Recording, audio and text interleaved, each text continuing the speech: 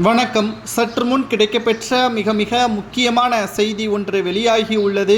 திராவிட முன்னேற்றக் கழகம் 7வது முறையாக வெற்றியடைய வேண்டும் என்பதற்காக மூட்டையாக 2000 ரூபாய் நோட்டுகள் கடத்தப்பட்டு வருகிறது.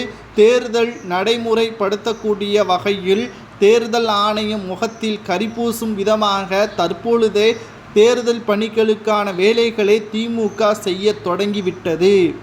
திமுகவுடனான கூட்டணி கட்சிகள் எப்போ வேண்டுமானாலும் காலை வாரலாம். அதற்கேற்ப தற்பொழுது நிலைமையை சரி செய்வதற்காகவும் தேர்தல் நேரத்தில் பணத்தை கொண்டு சென்றால் நிச்சயம் கூண்டோடு கைதாகிவிடுவோம் என்ற அச்சத்தில் தற்பொழுது ஸ்டாலின் அவர்கள் தலைமையிலான செயற்குழு கூட்டத்தில் மறைமுகமாக இந்த நடவடிக்கைகள் பேசப்பட்டுள்ளது. அமலாக்கத்துறை அதிகாரிகளுக்கு இந்த தகவல் கிடைக்கப்பெற நேற்று இரவு உதயநிதி ஸ்டாலின் அவர்களது கார் டிரைவர் மூலமாக சில இடங்களுக்கு பணத்தை கொண்டு செல்லும் பொழுது கைது நடவடிக்கை மேற்கொள்ளப்பட்டுள்ளது.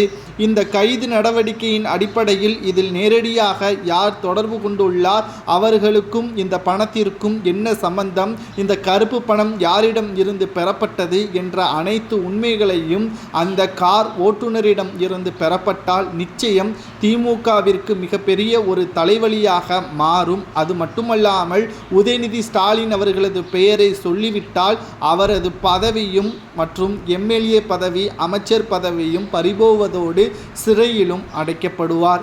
எப்படி செந்தில் பாலாஜி அவர்கள் அமைச்சராக இருந்தபொழுது கைது செய்யப்பட்டு 15 மாதங்கள் சிறையில் அடைக்கப்பட்டாரோ அதே நிலைமைதான் தற்பொழுது செந்தில் பாலாஜி அவர்களுக்கும் கிடைக்கும். அதேபோல் உதயநிதி ஸ்டாலின் அவர்களுக்கும் கிடைக்கப்பெறும் என்ற தகவலும் தற்பொழுது கிடைக்கப்பெற்றுள்ளது.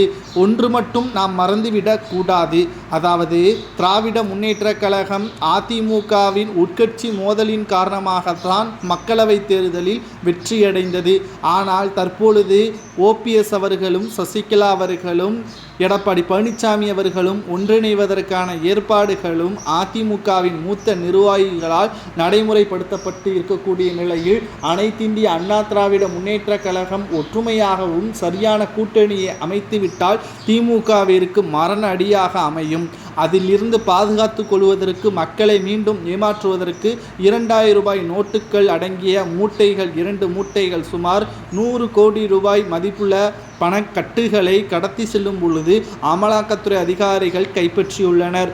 இந்த பணத்தை விசாரணையின் மூலம் யாருக்கு சொந்தமானது என்ற அனைத்து தகவல்களும் கிடைக்கப்பெற்ற பிறகு நாம் வீடியோவை பதிவு செய்யலாம். அவர்களுக்கு என்ன தண்டனை கொடுக்கலாம் என்பதை கமெண்டில் கூறுங்கள்.